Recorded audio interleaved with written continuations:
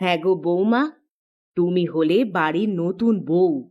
তোমাকে বাড়ির উঠোন ঝাড়ু দেওয়া একদমই মানায় না। চলো, এসব রেখে আমার সাথে পুকুর পাড়ে চলো। পুকুর পাড় থেকে জল নিয়ে আসবে, সেই সাথে তোমাকে পুকুরের জলে গোসলটাও করিয়ে নিয়ে আসবো। কিন্তু মা, আপনার ছেলে যদি পুকুরে গোসল করতে গিয়েছি বলে রাগ করে? দেখো দেখি নতুন বউয়ের কাণ্ড, এসব কি বলছো তুমি? আমার ছেলে আবার আমাকে কি বলবে শুনি? চলো তো তুমি আমার সাথে, যা হবার হবে। নতুন বউ ঠিকই বলেছে গিন্নি। এই অবেলায় তুমি পুকুর পাড়ে যাবে ঠিক আছে, কিন্তু তাই বলে ঘরের নতুন বউ পুকুরে যাবে, এটা কিন্তু আমি একদমই মেনে নিতে পারবো না। গ্রামে আমার একটা মান সম্মান বলে কিছু একটা আছে, সেটা কিন্তু তুমি ভুলে যাচ্ছ গিন্নি। এই, তুমি কিন্তু আমাকে রাগিও না, বুঝলে? কোনটা মানায় আর কোনটা মানায় না সেটা তোমার থেকে আমি কম জানি না। যত সব। দেখো গিন্নি, এই গ্রামে আমার একটা মান সম্মান বলে কিছু আছে, সেটা তুমি ভুলে যেও না। তোমার মান সম্মান তুমিই রাখো। আমি চললাম আমার নতুন বউকে নিয়ে পুকুর পাড়ে গোসল করতে। এই বৌমা, চলো তো। দেখুন মা, পুকুর পাড়ে হাঁসগুলো কি সুন্দর করে সাঁতার কাটছে। হ্যাঁ বৌমা, ওইগুলো সব আমাদেরই হাঁস।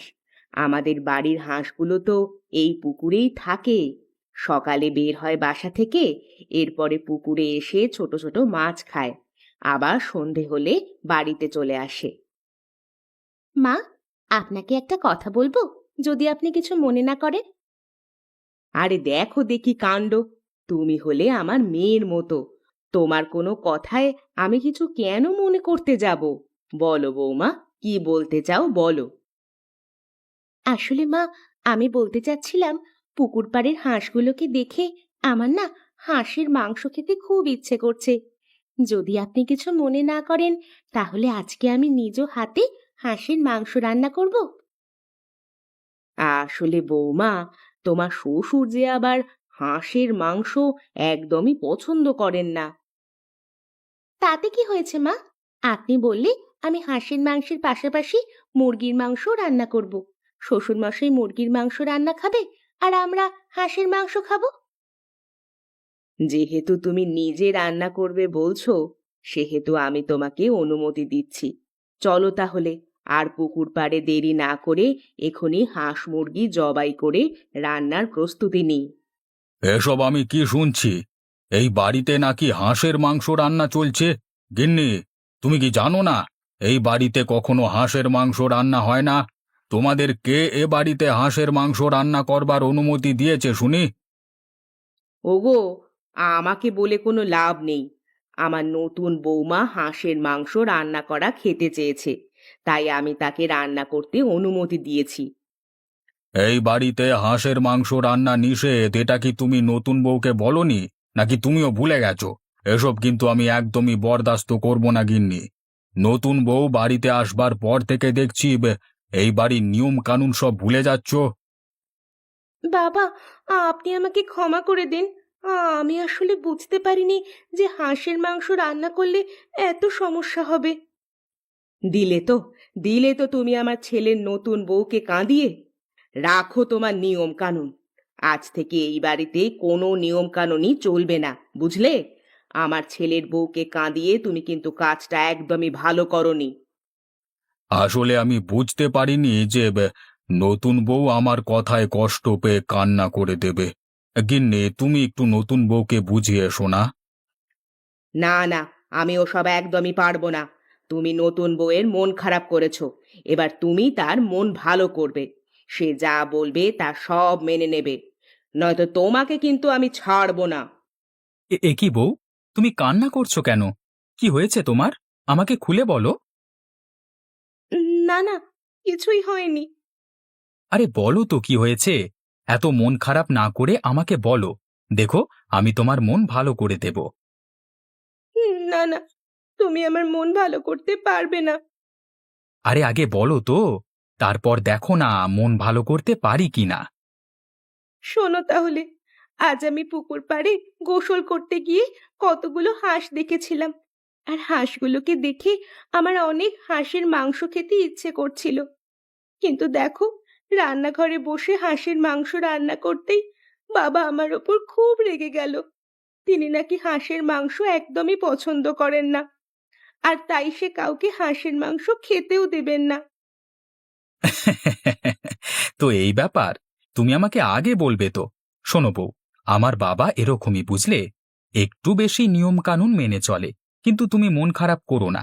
তুমি যখন হাঁসের মাংস রান্না করে খেতে চাইছো, তখন আমি তোমাকে নিজে সাহায্য করব। চলো, রান্নাঘরে চলো। তুমি সত্যি বলছো তো? আমাকে তুমি সাহায্য করবে?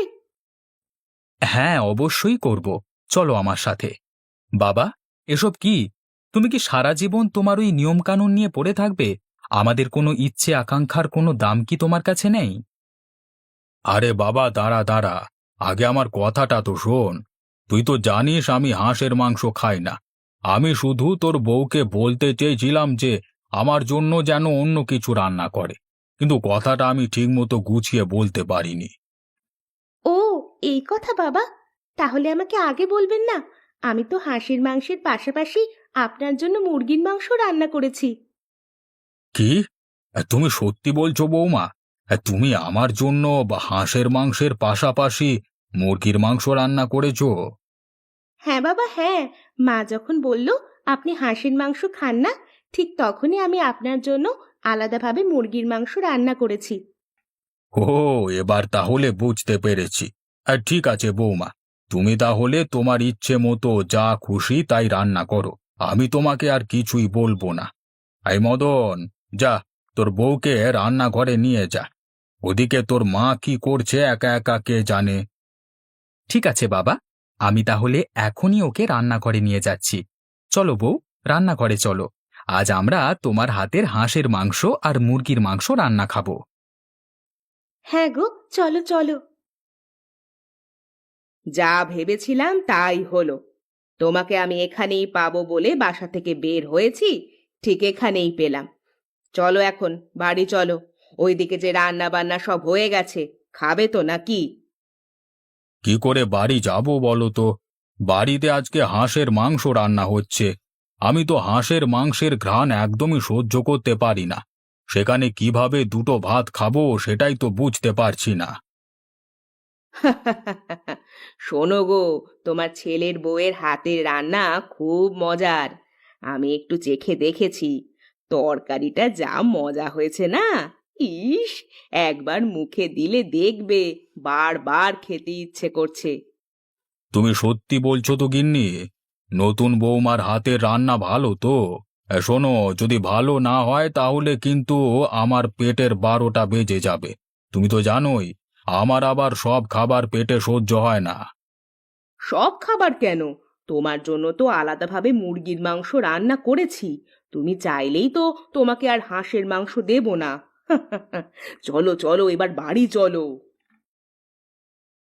আরে বাবা, মা, তোমরা কোথায় গিয়েছিলে? সেই কখন থেকে রান্না করে আমার বউ তোমাদের জন্য বসে আছে। এসো, এসে বসো।